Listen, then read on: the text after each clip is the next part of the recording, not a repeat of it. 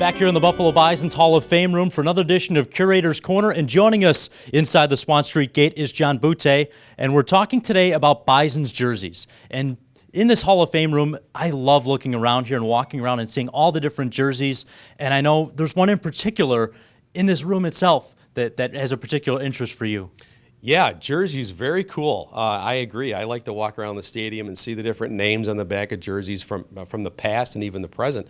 And we have a display right here about the earliest forms of jerseys in baseball history. And jerseys started almost immediately when the sport of baseball started. They had to wear something to identify themselves. So jerseys started back in the 1850s and 1860s. The earliest Bison jersey that we have comes from the 1920s, the early 1920s. It's made of wool. It still has a sun collar on it. Back then they used to put a little sun collar on it to make sure the players didn't get sunburned.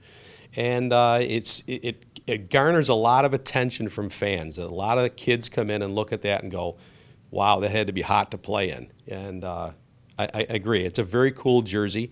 And the coolest thing about it is it doesn't have numbers on the back. And as Pat, I'm sure you probably know as a student of baseball, why don't they have numbers on the back in those days? Well, why don't you tell the fans, John? I will.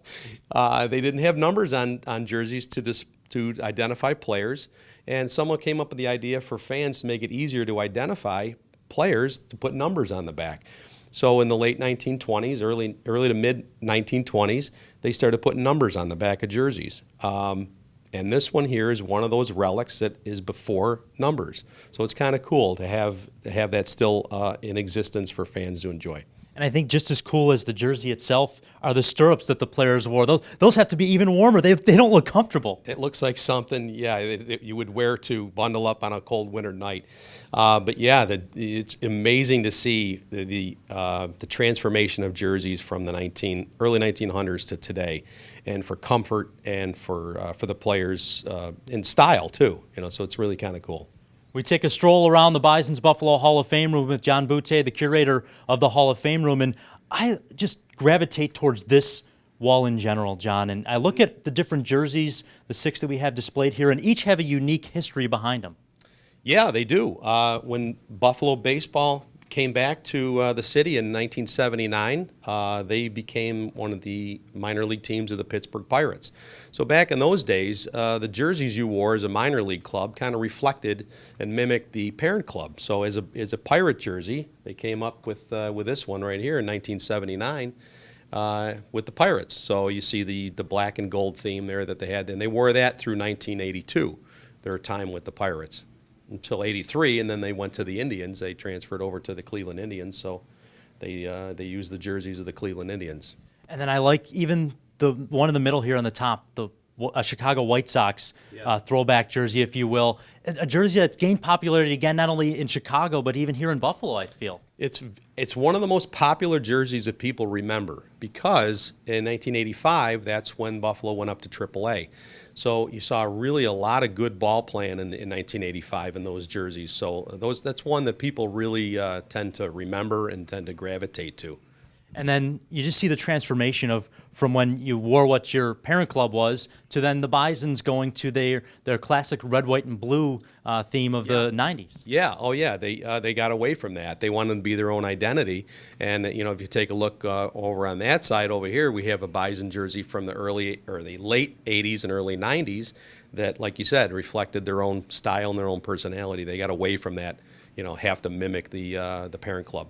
Is there one in particular from 79 all the way through that you personally like the best? I think that the coolest one, the stylish one, I like the 87 one. That was their one year that they were at the Indians after they left Chicago, and that's a really nice, colorful jersey, and it looked very sharp when you went to games. It was a nice style jersey. So that one's kind of one of my favorites. But again, all of them are really cool.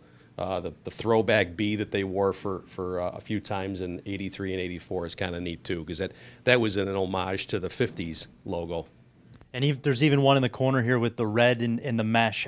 I just like the look, the style of those jerseys from that era. Yeah, very cool, very 80s looking, doesn't it? Yeah, it says 1980s. So they're all cool in their own way, and I love them all. They're fun to collect.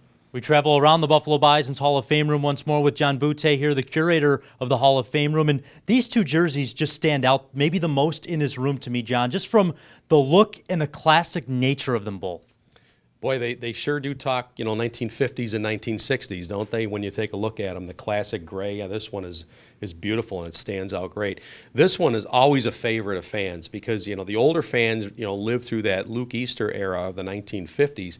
So you'll still see some replica jerseys around with that one, and that's a real popular one with the Old English script B.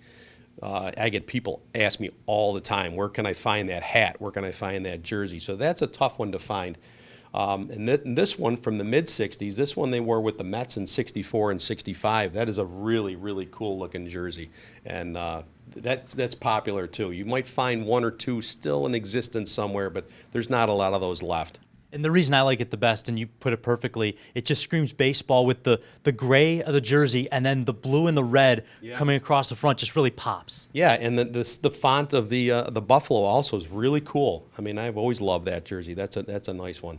And if you take a look up in here, there's some more different styles from the 30s all the way over into the late 70s or late 60s. And everybody knows who Johnny Bench is, and Johnny Bench played here for 2 seasons in '66 and '67.